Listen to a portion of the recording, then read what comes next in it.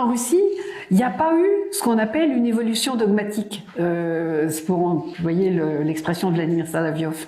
Il n'y a pas eu d'évolution dogmatique, il n'y a pas eu de scolastique, pas de réflexion systématique sur la théologie.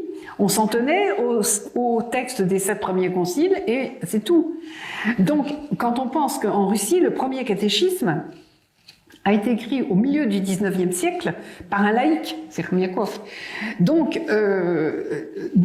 l'enseignement de l'Église, les vérités de la foi, n'étaient pas mises à la portée du simple public. Et donc, ceux qui ont commencé à s'interroger sur le dogme, sur les questions vraiment fondamentales de la foi, ça a été des laïcs. Ça a été des laïcs. Les premiers un petit peu à s'interroger, c'était les slavophiles.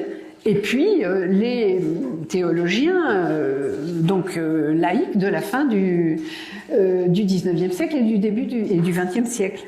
Et c'est ça qui est, je pense, c'est ça qui est extrêmement difficile. C'est un passage qui est très difficile à faire entre une pensée qui est une pensée vraiment développée, qui mérite le nom de pensée philosophique, mais qui prend appui dans le dogme et qui se revendique comme venant du dogme.